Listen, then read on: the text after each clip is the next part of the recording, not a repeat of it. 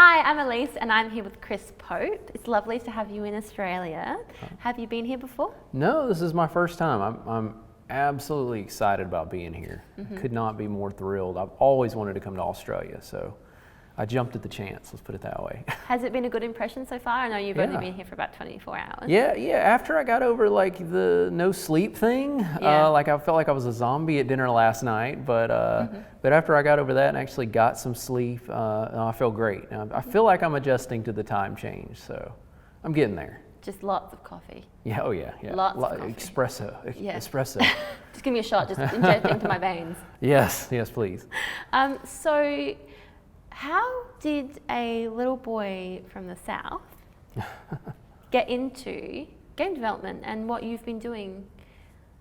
Well, it was one of those things that you kind of fall into, because I actually, I'm from the South, and most of my family, as they would say, are rednecks, which means basically they just shoot animals and cut them up and eat them pretty much. And so my dad was always kind of a tech guy, and he was like an electrical engineer, and he got me into the computer world really early. I was probably 8 years old learning how to use DOS and things like that, and learning to program. And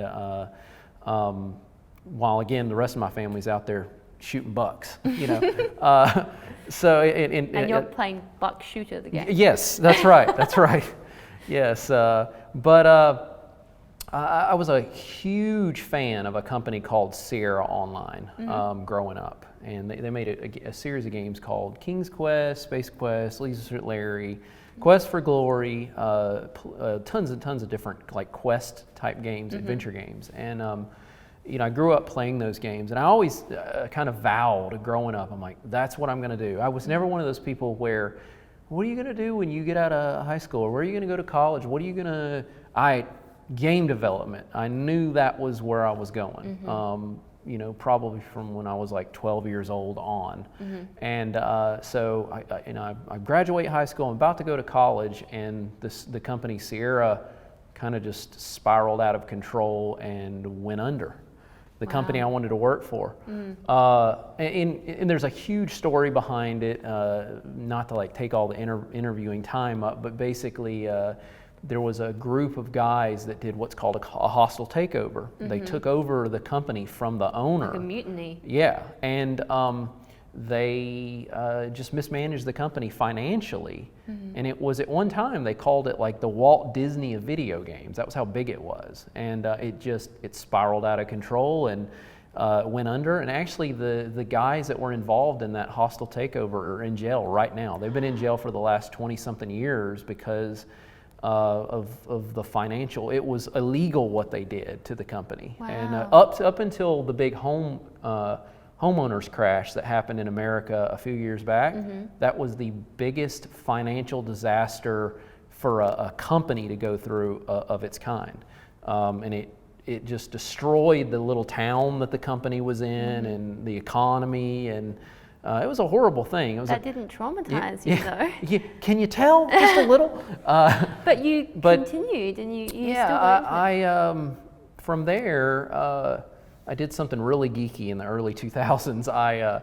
I used to collect arcade machines like PacMan and Galaga and Joust and things like that. Games from the 80s. And I'm kind of dating myself here, but games I played when I was a kid, pretty much, arcade games. And I would sometimes I'd fix them and I'd sell them. And I had PacMan, and I said, you know what, I think I could break the world record. And so I started playing it, and sure enough, I broke the world record. And I said, I'm going to video myself doing this. And I videoed it, and I sent it to Twin Galaxies, which is like the big scorekeeper. And they made a big deal out of it and got the press involved, and kind of got my name out doing that, breaking that record. Of course, as I like to tell people, life hits you in the face sometimes. I had my first daughter, and then I had the second daughter, and then a third daughter, and three girls. Wow. And one year we were kind of having some financial troubles, and I'm like, I got to bring some money in so I can pay for like Christmas presents this year. So I ended up selling those arcade machines. And then somebody went and broke the world record. So they beat my record. So a lot of people ask me, are you ever going to take it back? And if I had the machine, I might try. But then all this new media stuff hit, you know, like in 2005, 2006, and I was fascinated by podcasting and all of this social media and how the power was being shifted away from, you know, the big brands, TV brands, to average Joe people. And so I started doing podcasting, and I started my own network.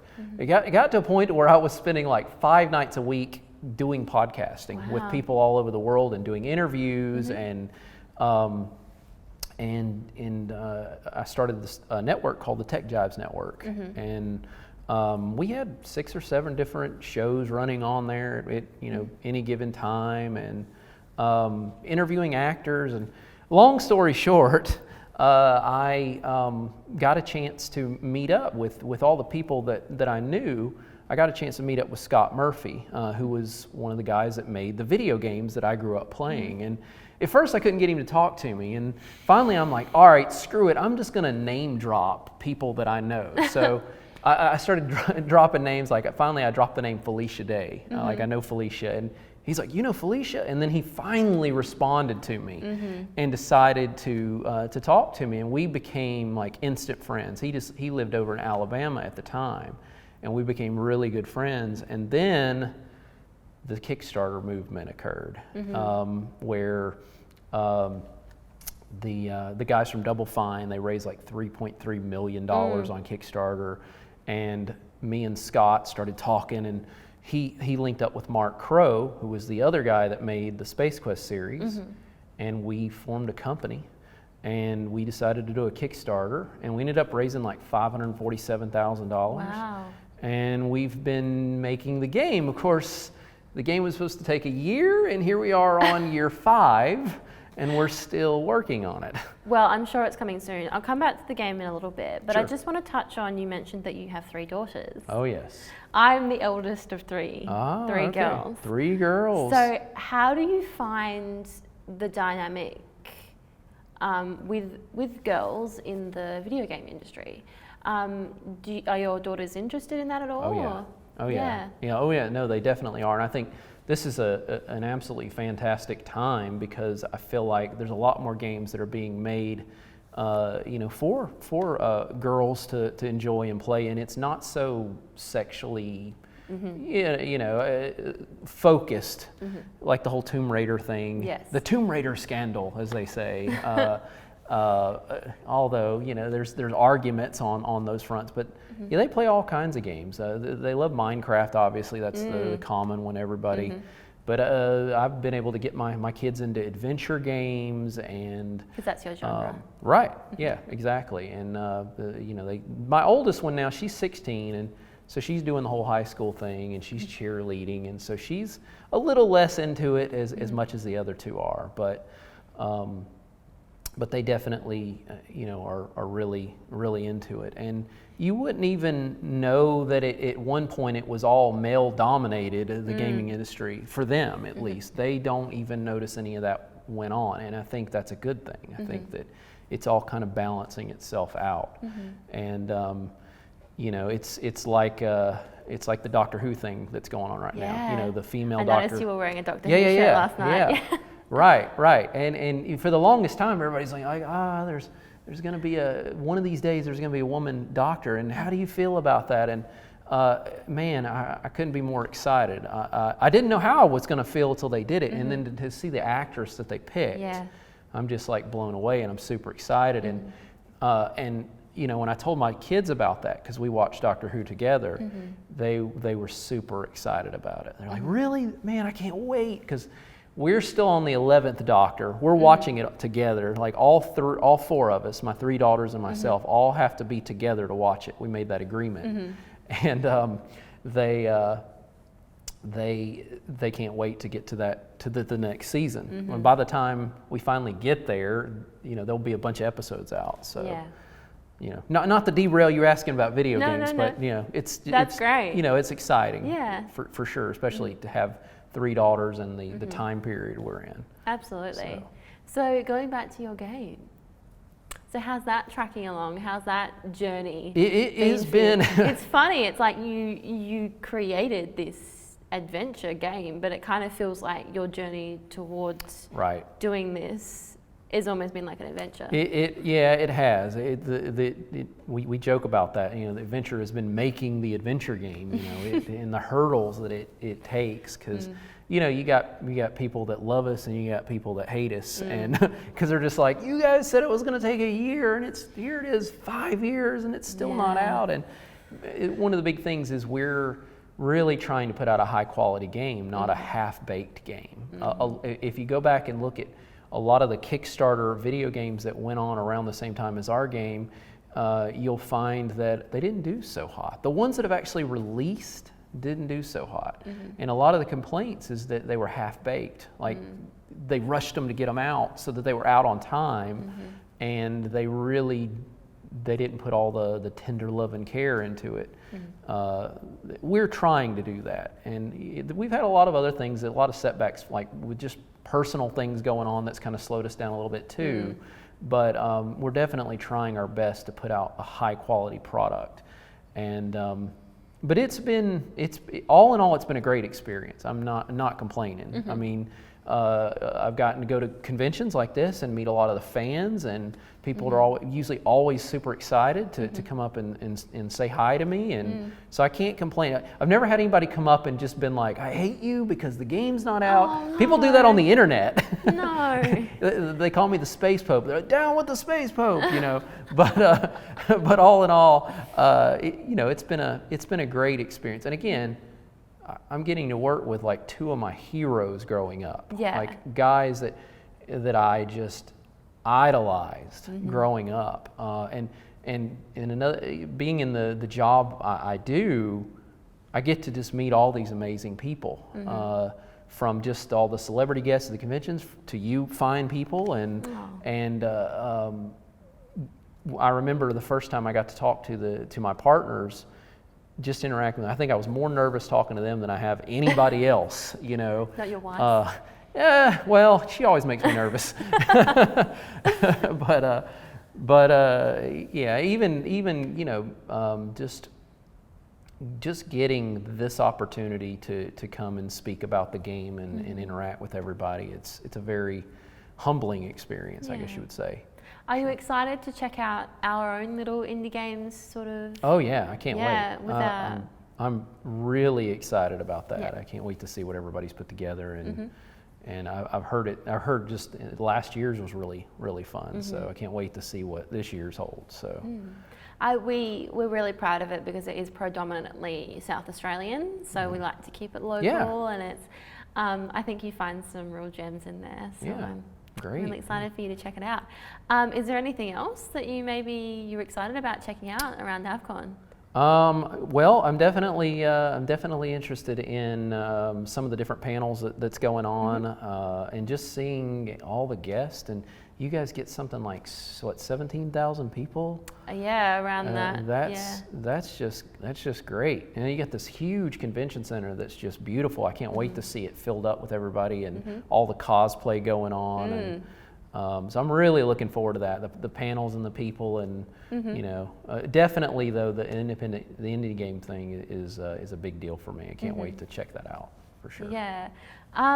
So have you ever been to Australia before, or is this your first time? This is it. I asked you that before, didn't I? Sorry. First time.